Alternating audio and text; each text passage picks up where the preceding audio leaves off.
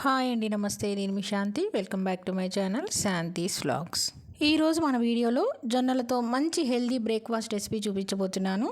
ఈ ఇడ్లీలను జొన్నలతో చేసుకొని తింటే షుగర్ పేషెంట్లకైనా, బరువు తగ్గాలనుకునే వారికైనా మంచి హెల్దీ బ్రేక్ఫాస్ట్ రెసిపీ. అలాగే మనం ఎప్పుడు చేసుకునే రవ్వ ఇడ్లీలు కాకుండా కొంచెం హెల్దీగా తినాలనుకుంటే జొన్నలతో ఇలా ఇడ్లీలను చేసుకొని తినండి. చాలా రుచిగా ఉంటాయి. చూడండి ఇడ్లీలు ఎంత సాఫ్ట్గా దూదుల్లా వచ్చినాయో. అలాగే హెల్దీగా తినాలనుకునే వారికి ఈ జొన్నలతో ప్రిపేర్ చేసిన ఇడ్లీని ఎలా చేయాలో చూద్దామా. వీడియోలోకి వెళ్లే ముందుగా నా ఛానల్ని సబ్స్క్రైబ్ చేయని వాళ్ళు ఉంటే సబ్స్క్రైబ్ చేయడం మర్చిపోకండి. ముందుగా మనం జొన్న ఇడ్లీని ప్రిపేర్ చేసుకోవడానికి పప్పుని నానబెట్టుకుందాము. ఒక గిన్నె తీసుకొని అందులోకి 1 కప్పు మినపగుళ్ళను వేసుకోవాలి. ఈ మినపగుళ్ళు వేసేసుకొని ఇప్పుడు ఈ మినపగుళ్ళని 2-3 సార్లు శుభ్రంగా కడిగేసుకోవాలి. 2-3 సార్లు శుభ్రంగా కడిగేసేసుకున్నాక ఇప్పుడు మినపగుళ్ళు మునిగేంత వరకు నీళ్లు పోసేసుకొని మూత పెట్టుకొని 4-5 గంటల పాటు నానబెట్టుకోవాలి.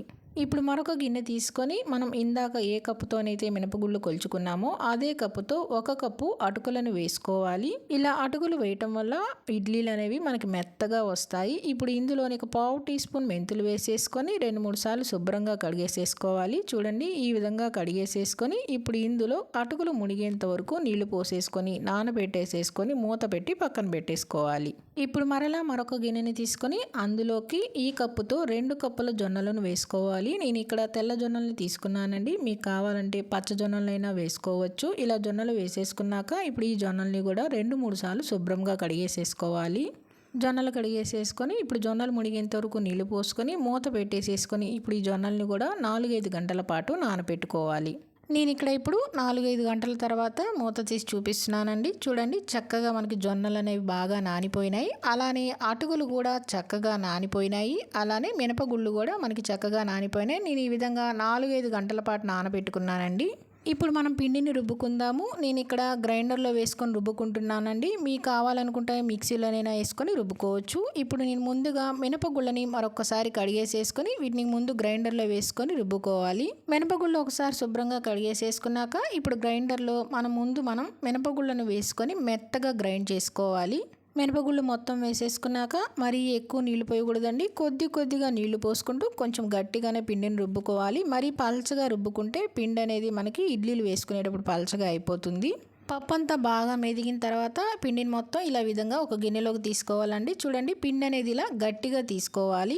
మనం పిండిని చేతితో పట్టుకుంటే ఈ విధంగా గట్టిగా ఉండాలండి. మరి జారుడుగా ఉండకూడదు. పిండి అనేది చేతిలో నిలవాలి. ఈ విధంగా పప్పు అనేది రుబ్బేసేసుకొని గిన్నెలోకి వేసేసుకోవాలి. ఇప్పుడు ఇదే గ్రైండర్లో మనం జొన్నల్ని నానబెట్టుకున్నాం కదండి. ఆ జొన్నల్ని కూడా శుభ్రంగా ఒకసారి కడిగేసేసుకొని ఈ జొన్నల్ని కూడా గ్రైండర్లో వేసేసుకోవాలి.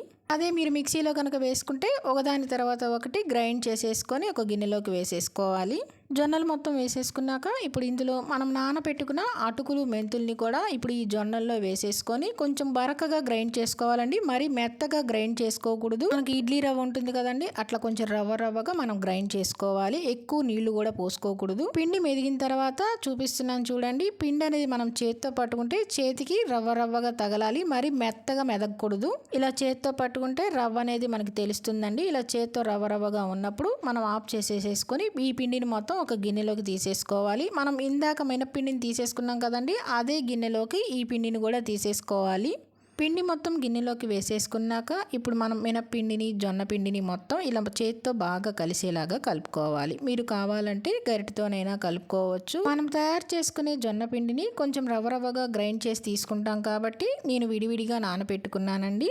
పిండి అంతా ఈ విధంగా కలుపుకున్నాక మీకు కొంచెం గట్టిగా అనిపిస్తే ఇప్పుడు కొంచెం నీళ్లు పోసేసుకొనైనా కలుపుకోవచ్చు. ఇలా పిండి మొత్తం కలుపుకొని దీని మీద మూత పెట్టేసేసుకొని నైట్ అంతా పక్కన పెట్టేసుకోవాలి. మర్నాడు ఉదయం నేను మీకు ఈ పిండిని చూపిస్తున్నాను. చూడండి పిండి అనేది చక్కగా పులిసింది కదా. ఇలా పులిసిన పిండిని మనం తర్వాత ఇడ్లీలు వేసుకుంటే ఇందులోని పోషకాలన్నీ ఒంటికి బాగా పడతాయి. ఇలా పిండి అంతా బాగా పులిసిన తర్వాత మనం ఒకసారి పిండిని మొత్తం గరిటెతో బాగా కలుపుకోవాలి. పిండి అంతా ఇలా ఒకే డైరెక్షన్ లో బాగా కలిపేసేసుకుని ఇప్పుడు ఇందులో రుచికి సరిపడినంత ఉప్పు కూడా వేసేసుకొని ఈ ఉప్పు అంతా కూడా పిండిలో కలిసేలాగా కలుపుకోవాలి. ఉప్పు అంతా కలిపేసేసుకున్నాక ఇప్పుడు ఈ టైంలో పిండి అనేది కొంచెం గట్టిగా అనిపిస్తే మరి కొంచెం నీళ్ళు అనేది పోసేసుకొని పిండిని బాగా కలుపుకోవాలి. నాకైతే పిండి అనేది కొంచెం గట్టిగా అనిపిస్తుందండి. మరి కొంచెం నీళ్లు పోసేసుకుని పిండిని ఈ విధంగా ఇడ్లీలు వేసుకోవటానికి వీలుగా బాగా కలుపుకోవాలి. పిండి అంతా ఈ విధంగా కలుపుకొని ఇప్పుడు ఇడ్లీ పిండిని పక్కన పెట్టేసుకొని ఇప్పుడు ఇడ్లీ స్టాండ్ని తీసుకొని ఇడ్లీ స్టాండ్లో ఇప్పుడు ఒక్కొక్క ప్లేటు తీసుకొని ఆ ప్లేట్లోకి నూనె కానీ నెయ్యి కానీ ఇలా అప్లై చేసుకోవాలి. నెయ్యి అప్లై చేసేసుకున్నాక ఇప్పుడు కొద్దిగా పిండిని తీసుకొని ఇడ్లీలాగా వేసుకోవాలి. ఇలా ఇడ్లీలు వేసేసుకున్నాక ఇలానే మిగతా ప్లేట్లలో కూడా అన్ని ఇడ్లీలను వేసేసుకొని నేను ఇక్కడ ముందే ఆవిరి మీద స్టవ్ మీద ఇడ్లీ గిన్నెను పెట్టేసేసుకుని ఆ గిన్నెలోకి గ్లాసున్నర నీళ్లను పోసి బాగా మరగనిచ్చాను. మరిగిన తర్వాత ఇడ్లీ స్టాండ్ లోపల పెట్టేసి పైన మూత పెట్టి కవర్ చేసి 10-12 నిమిషాల దాకా ఇడ్లీలను ఉడకనివ్వాలి. 10 నిమిషాల పాటు ఉడికిన తర్వాత స్టవ్ ఆఫ్ చేసేసుకొని కొద్దిగా చల్లారిన తర్వాత ఇలా ఒక ప్లేట్లోకి సర్వ్ చేసేసుకోవటమే. చాలా బాగా వచ్చినాయి కదండి ఇడ్లీలు. ఎప్పుడు చేసుకునే రవ్వ ఇడ్లీలు కాకుండా ఇలా హెల్దీగా జొన్నలతో ఇడ్లీలను ప్రిపేర్ చేసుకుంటే టేస్ట్ కూడా చాలా బాగుంటుంది. అంతే ఈజీగా కూడా చేసుకోవచ్చు, హెల్దీగా కూడా ఉంటాయి. ఇలా జొన్నలతో ఇడ్లీలను మీరు కూడా తప్పకుండా ట్రై చేయండి. ట్రై చేసి మీకు ఎలా వచ్చిందో కింద కామెంట్ రూపంలో తెలియచేయటం మర్చిపోకండి. మరి ఇంకెందుకంటే ఆలస్యం, హెల్దీగా ఇలా జొన్నలతో ఇడ్లీని ప్రిపేర్ చేసుకునే వీడియో మీకు నచ్చిందా అండి? నచ్చితే కనుక లైక్ చేయండి, మీ ఫ్రెండ్స్కి రిలేటివ్స్కి షేర్ చేయండి, సబ్స్క్రైబ్ చేయండి.